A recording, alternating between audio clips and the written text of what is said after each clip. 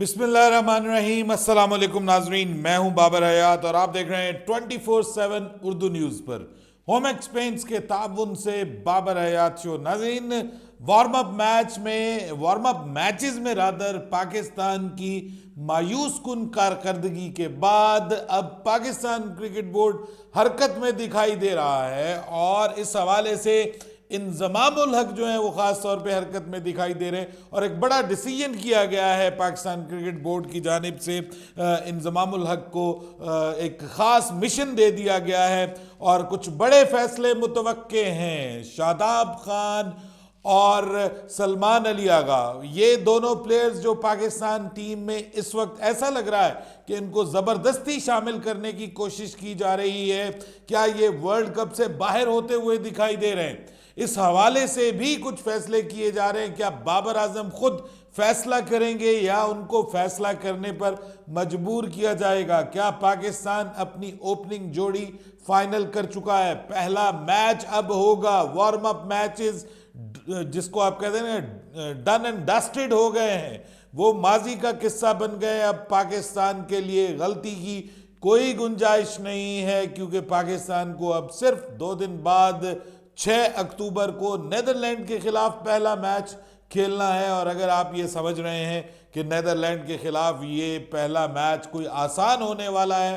तो ऐसा बिल्कुल नहीं है क्योंकि नेदरलैंड ने ऑस्ट्रेलिया के खिलाफ वार्म अप मैच में अपने टैलेंट की झलक दिखा दी थी और अब तो नासिर हुसैन भी ये कहने पर मजबूर हो गए कि पाकिस्तान की टीम जिन हालात से गुजर रही है उन्हें डर है कि कहीं नेदरलैंड की टीम पाकिस्तान को शिकस्त ना दे दे।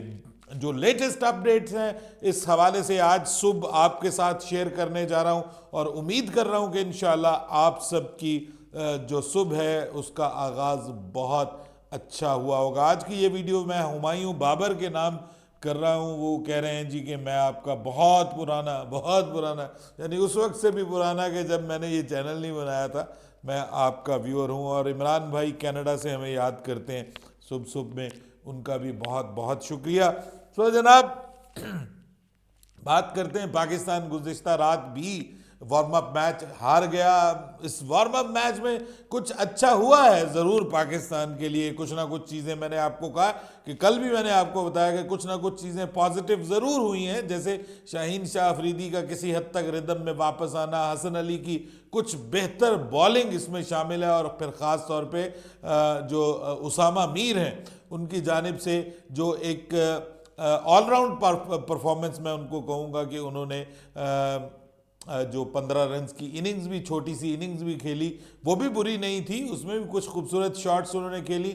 और फिर बॉलिंग वो कंसिस्टेंटली दोनों मैचेस में उनको मौका दिया गया और दोनों मैचेस में उन्होंने मिडल ओवर्स में आपको विकेट्स लेके दी। पाकिस्तान का जो सबसे बड़ा इशू बाबर आजम खुद बता रहे थे वर्ल्ड कप से पहले व्यूअर्स, वो यही था कि हम मिडल ओवर्स में जो है वो विकेट्स नहीं ले पा रहे और ये मिडल ओवर्स में विकेट लेने का काम अब हमें उसामा मीर 2 मैचेस में तो कम से कम करते हुए दिखाई दे रहे हैं। लेकिन उसके बावजूद ऐसा लग रहा है कि शादाब खान को मुस्तकिल कोशिश की जा रही है कि वो किसी ना किसी तरह जो है वो फॉर्म में वापस आए। बहरहाल ये कोशिश करनी बनती भी है कि शादाब खान आपके वाइस कप्तान हैं, आप पूरी कोशिश करेंगे कि वो फॉर्म में वापस आ जाएं। लेकिन ऐसा करने के बावजूद शादाब खान दोनों वार्म अप मैचेस में अपने उसी तरह से आउट ऑफ फॉर्म नज़र आए हैं। ना सिर्फ बैटिंग में भी वो मतलब कुछ नहीं कर पाए और बॉलिंग में तो वो मुस्तकिल जो है वो out of form, out of touch नज़र आ रहे हैं। सो पूरी कोशिश की गई है कि ये शादाब खान जो है वो फॉर्म में आ जाएं। लेकिन अब अगर वो फॉर्म में नहीं आए तो क्या शादाब खान ही पाकिस्तान की जानिब से खेलेंगे? वर्ल्ड कप में शादाब खान ही पाकिस्तान की जानिब से खेलेंगे और एक बार फिर बाबर आजम पर यह इल्ज़ाम लगेगा कि वो अपनी दोस्तियां और यारियां निभा रहे हैं। उनके नज़दीक पाकिस्तान की जीत की या पाकिस्तान की टीम के लिए कुछ वैल्यू नहीं है और उसामा मीर परफॉर्म करके भी क्या टीम से बाहर हो रहे हैं। अब एक मसला ये भी है कि जनाब आप शादाब खान को तो रखेंगे क्योंकि वो वाइस कैप्टन है, लेकिन दूसरी जानिब आप नवाज को निकाल दें, लेकिन अब नवाज ने जो लास्ट मैच में बैटिंग के जरिए परफॉर्मेंस दी है और बॉलिंग भी अच्छी खासी कर रहे हैं, वो दोनों वार्म अप मैचेस में उन्होंने बुरी बॉलिंग नहीं की और कम से कम वो आपको स्पिन बॉलिंग में कंट्रोल दे रहे हैं, एक तरफ से आपको कंट्रोल दे रहे हैं, ताबड़तोड़ मार नहीं पड़ रही उनको। तो इस सूरत में अब मोहम्मद नवाज को भी टीम से निकालना मुश्किल हो गया है। तो अगर आप किसी से भी पूछेंगे इस वक्त कि पाकिस्तान को, मतलब पाकिस्तान से बाहर किसी भी एक्सपर्ट से पूछेंगे कि पाकिस्तान को इन 2 वार्म अप मैचेस की रोशनी में किन 2 स्पिन बॉलिंग ऑप्शंस के साथ जाना चाहिए, तो सब यही कहेंगे कि Pakistan should go with Usama Mir and Mohammad Nawaz, इन दोनों के साथ जाना चाहिए। हालांकि यहाँ पर बहुत बात होती रही कि जनाब आपके 15 रुकनी स्क्वाड का हिस्सा होना चाहिए था अबरार अहमद को। अगर मेरिट के ऊपर फैसला किया जाता तो शादाब खान सर आपकी टीम का हिस्सा ही ना होते, आपके 15 रुकनी स्क्वाड का हिस्सा ही ना होते और आप यहाँ पर अबरार अहमद को लेकर के आते। मैंने कल भी बताया कि सुफियान मुकीम बहुत अच्छी ऑप्शन थे, कम से कम शादाब से तो बेहतर वो ऑप्शन थे। और कल उन्होंने गुज़िश्ता रोज़ आपको पता है कि क्वार्टर फाइनल जीता है पाकिस्तान ने एशियन गेम्स का और उसमें उन्होंने अच्छी परफॉर्मेंस दी है। अरफात मिन्हास अनप्लेएबल नज़र आए और ख़ुद बैटिंग करते भी हुए भी नज़र आए। और जहाँ तक हसन अली की बात है तो उनकी जगह आमिर जमाल, जिनका जिक्र किया गया क्रिकेट कमेटी की जानिब से, मिसबा ने भी जिक्र किया और ख़ुद मोहम्मद हफीज़ ने जिक्र किया कि आमिर जमाल क्यों नहीं है, अरशद इकबाल क्यों नहीं है, तो कहा गया कि जी उनका एक्सपीरियंस नहीं है। लेकिन वो जिनका एक्सपीरियंस की बात कर रहे हैं तो भाई आप हारिस रऊफ़ के एक्सपीरियंस के बारे में क्या कहेंगे? हारिस रऊफ़ ने भी तो मैक्सिमम जो है वो इवन डोमेस्टिक में भी वो ओडीआई क्रिकेट नहीं खेलते भाई, वो तो खेलते ही T20 क्रिकेट है। लेकिन हम उनके ऊपर रिस्क लिया ना हमने कि जी ये हमारा मैच विनर बनेगा और ये बनेगा वो बनेगा। और जो नसीम शाह है उनका पाकिस्तान से जाना ऑब्वियसली बहुत बड़ा झटका है। पाकिस्तान टीम को मैंने ये कहा था कि एशिया कप से भी बड़ा झटका लगा है जो नसीम शाह जो है वो पाकिस्तान की टीम से बाहर चले गए। बहरहाल अब एक तसल्ली बख्श खबर ये आई है कि नसीम शाह की शोल्डर की इंजरी का जो उसकी जो सर्जरी थी वो अल्हम्दुलिल्लाह हो गई और कामयाब सर्जरी हुई है। और उसके बाद अब वो कम से कम 4 से 6 हफ्ते उनको आराम करना पड़ेगा और उसके बाद फिर वो रीहैब करना शुरू करेंगे। और मोस्ट प्रोबेबली कहते तो यही है कि 4 महीने वो जो है वो क्रिकेट से बाहर हो गए हैं, लेकिन उम्मीद करते हैं कि इंशाल्लाह वो जल्द सेहतयाब होंगे और पाकिस्तान की टीम में जल्द आएंगे। सो ऐसी सिचुएशन में कि जब अभी भी शकूक शुबात में मुब्तला है कि वर्ल्ड कप स्टार्ट होने जा रहा है और पाकिस्तान की एक सेटल्ड प्लेइंग 11 नहीं है, पाकिस्तान की जानिब से कोई प्लानिंग नज़र नहीं आ रही और बाबर आजम कप्तानी में भी क्लूलेस नज़र आ रहे हैं, तो इस सूरत में पाकिस्तान क्रिकेट बोर्ड ने खुदा करके कुछ एक्शन दिखाई दिया है। और एक्शन ये है कि हमारे जो इंजी भाई हैं उन्होंने एक्शन लिया है और उनको ये कहा गया है कि जनाब आप फौरी तौर पर भारत रवाना हो जाएं और वहाँ जाकर आप बाबर को समझाएं कि मियाँ इस तरह से वर्ल्ड कप नहीं खेला जाएगा। और ख़बरें ये आ रही हैं कि आज किसी भी वक्त जो है वो इंज़मामुल हक भारत रवाना हो सकते हैं और वो वर्ल्ड कप से पहले पाकिस्तान की टीम को ज्वाइन करेंगे। और उनको ज़िम्मा दिया गया है कि जनाब आपने बाबर को मशवरा देना है, भरपूर मशवरा देना है कि प्लेइंग 11 कौन सी खिलाई जाए, प्लेइंग 11 कौन सी खिलाई जाए।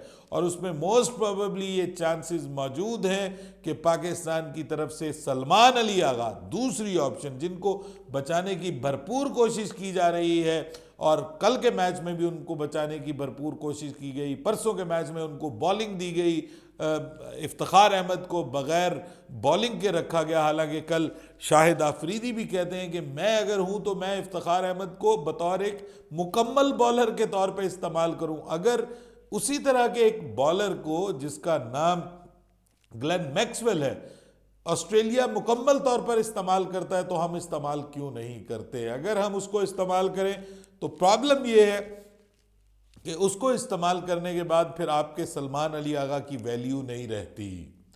सलमान अली आगा का मुस्तकबिल नहीं रहता, उसकी जगह फिर आपको सऊद शकील को शामिल करना पड़ेगा। और यही सबसे बड़ा मसला है इस वक्त बाबर के लिए दिखाई दे रहा है। ठीक है, बाबर बहुत अच्छा खेल रहे हैं, बहुत अच्छी फॉर्म में है, बाबर दुनिया के नंबर 1 बैट्समैन है, आप जितनी मर्जी तारीफें कर लें, लेकिन अगेन मैं ये कहता हूं कि अगर पाकिस्तान की टीम मैचेस नहीं जीतती तो बाबर आजम की कप्तानी जिम्मेदार करार पाएगी, और बाबर आजम की नंबर 1 बैटिंग का भी हमें कोई फायदा नहीं है। अगर बाबर आजम टॉप स्कोरर भी बन जाते हैं वर्ल्ड कप के और पाकिस्तान टॉप 4 में नहीं पहुंच पाता, तो आप मुझे बताएं कि क्या पाकिस्तान को इसका फायदा होगा। पाकिस्तान को मैच विनर्स चाहिए, वो चाहिए जो पाकिस्तान के लिए खेलें, ना कि अपनी ज़ात के लिए खेलें। अब सऊद शकील और उसामा मीर की एंट्री के लिए भी कोशिश की जाएगी। ज़राए ये बता रहे हैं कि बाबर आजम को अब खुला नहीं छोड़ा जाएगा वर्ल्ड कप में, और बाबर आजम को प्लेइंग 11 में भी चीफ सेलेक्टर जो है वो हर मैच की प्लेइंग 11 में बाबर आजम को टीम बना के देंगे, और बाबर आजम से ये कहा जाएगा कि आप इसी टीम के साथ खेलें। कहने में तो यही खबरें आ रही हैं, अब आगे कुछ पता नहीं है कि जनाब, आपको पता है कि हमारी जो मैनेजमेंट है इस वक्त पाकिस्तान क्रिकेट बोर्ड की, मैं तो समझता हूं कि पाकिस्तान के मौजूदा हालात की सबसे बड़ी जिम्मेदार वो है। ये स्क्वाड ही नहीं आना चाहिए था, इस स्क्वाड में ही तब्दीलियां होनी चाहिए थी। आपके पास इमाद वसीम की शक्ल में एक तजुर्बाकार वनडे जो प्लेयर है वो मौजूद था, सरफराज की शक्ल में तजुर्बाकार वनडे प्लेयर मौजूद था, लेकिन उनको शामिल नहीं किया गया। इंग्लैंड में 6 प्लेयर्स ऐसे हैं जिन्होंने 2019 का वर्ल्ड कप खेला है। सिर्फ पाकिस्तान की टीम ऐसी है, मतलब मेन टीम्स में, जिसमें सिर्फ एक प्लेयर ऐसा है जिसने 2019 का वर्ल्ड कप खेला है, और वो बाबर आजम है। बाकी आप देख लें कि वो सब वो प्लेयर हैं कि जो 2019 का वर्ल्ड कप, उस हिसाब से बल्लेबाजों में मैं बात कर रहा हूं, बाकी बॉलर्स में तो खेला है, लेकिन बल्लेबाजों में और कोई भी नहीं है जिसने 2019 का वर्ल्ड कप खेला हो। सो इससे अब आप अंदाज़ा लगा सकते हैं कि पाकिस्तान टीम में इनएक्सपीरियंस कितना है। और बाबर आजम वाहिद पाकिस्तान के इस वक्त प्लेयर हैं जिन्होंने 100+ ODIs खेले हैं। सो इनएक्सपीरियंस है पाकिस्तान की टीम। अगर पाकिस्तान की टीम में एक्सपीरियंस बॉलर्स को शामिल कर लिया जाता, और अगर आपके लिए वर्ल्ड कप इंपॉर्टेंट होता, तो आप जो मोहम्मद आमिर हैं उनसे भी बात कर लेते, तो उसमें कोई हर्ज नहीं था, लेकिन ऐसा नहीं किया गया। बहरहाल वो अब माजी का किस्सा हो गया। अब इंजमाम जा रहे हैं भारत, और देखते हैं कि ये भारत जाकर क्या करते हैं। क्या इनके भारत जाने से पाकिस्तान की टीम की को शेप अप करने में कुछ मदद मिलती है या नहीं मिलती, या फिर हम एक बार फिर नीदरलैंड के साथ भी मैच में वही करेंगे जो हमने पिछले दोनों मैचेस में किया, यानी अपनी दोस्तियों और यारियों को, यानी अपनी फैमिली को अगर हमने बरकरार रखना है और ख़ानदानी मनसूबाबंदी के तरीक़ों पे अमल नहीं करना, तो फिर इसका मतलब ये है कि हम वर्ल्ड कप में बहुत पीछे की तरफ जा रहे हैं। एक उम्मीद की किरण हल्की सी नज़र आई है कि शायद इंज़मामुल हक के जाने से कुछ हालात बेहतर हो जाएं। अपनी राय दीजिएगा कमेंट सेक्शन में। बाबर हयात को इजाज़त दीजिएगा। अल्लाह हाफ़िज़।